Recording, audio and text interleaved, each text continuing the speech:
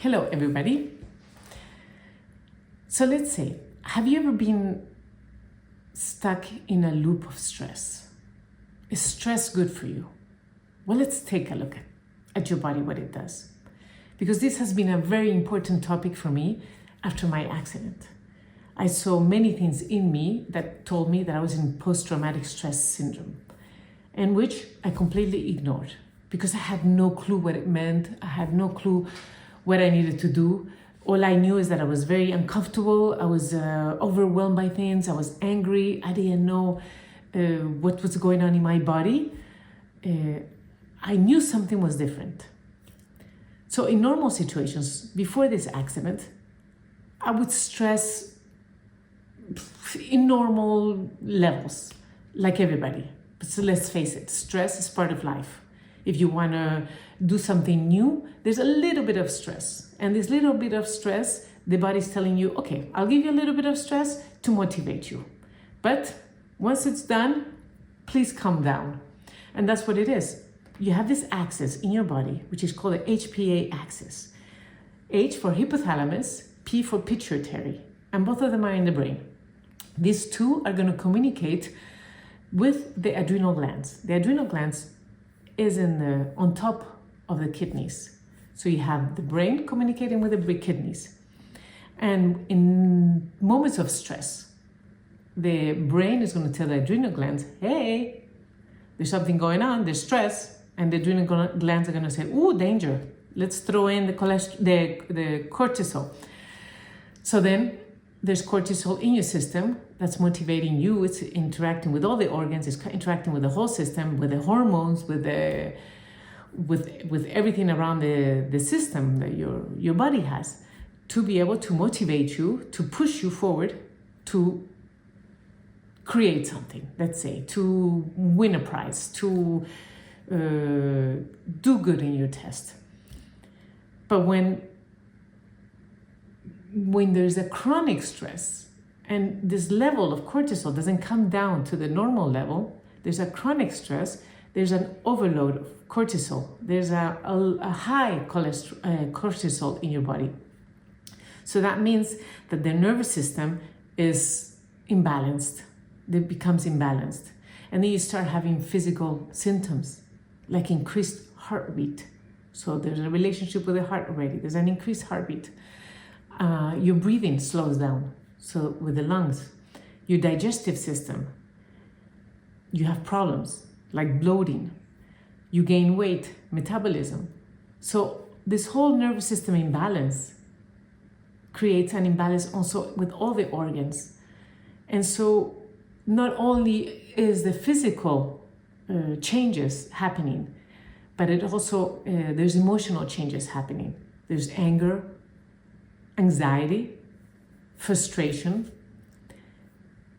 and all this accumulates as it goes on. You know, you have chronic, so every little thing seems like you react much more than you would react in normal circumstances, which is what happened to me.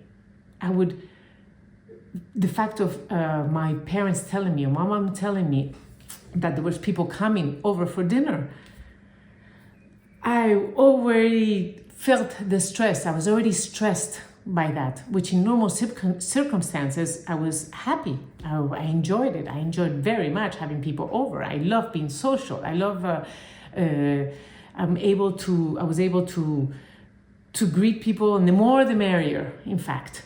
But now, after the accident, I was really dreading. I would wake up and say, oh my God, how am I going to do it? How am I going to do it?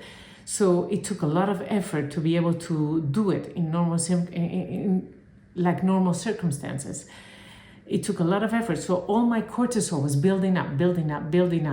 So I would get angry for putting me in that situation. I couldn't communicate well. I couldn't think clearly. You get into this fight or flight mode.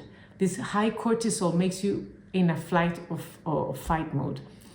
And if you don't if you don't lower your cortisol, you're always constantly in that mode. So my first reaction was to fight. You can also freeze. For example, when I had to go see that woman that was treating me an hour away from home, and I was stressing. I was really stressing to go see her. When I got back to my car and I saw that the keys were inside, I just froze. I couldn't think clearly. My brain shut down. The memory recall shut down. The prefrontal cortex just slowed down completely. The hippocampus, which is the memory recall center, shut down completely. I just couldn't do anything. I was 35 years old. I wasn't able to think that I could talk to the garage guy so he can open my door, or stress a little bit, but not to that extent. So this is what happens when you have chronic stress. But I didn't realize it because I didn't know that. I didn't know that it was chronic stress. So I went home and I continued my life. When I went back to home, I started doing the craniosacral, and that is a method that works with your cerebral spinal fluid, and it connects the heart, the brain, and the kidneys, trying to connect it in a balanced way with the cerebral spinal fluid. That helped a lot. So I was starting to become balanced. And then for some reason, I just started, because I was getting really tired, I was really getting exhausted, I started meditating, just automatically. I didn't know I was meditating. I just laid down in my bed when the kids were in school, because I knew that I had to go pick them up. I knew that I had to have this energy for them. So I lay down in my bed and I just rested, put my hands in my stomach and just rested, and got into a mode of to calm down this cortisol that had accumulated constantly, because it accumulates also. The more fatigued you are, the more stress you get. And since I was not fixing myself, I was not balancing myself, I was not doing anything for myself, this chronic stress was there constantly.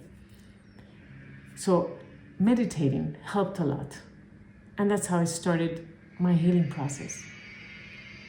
Now, if you like to learn more about this, in the next episode, in the next video, I would talk more about how Chinese medicine is very similar to this HPA axis, and how energy is another way of looking at it, but is very similar in how to fix it, and how all the organs are affected with the emotions, and how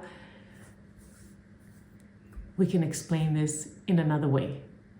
Thank you.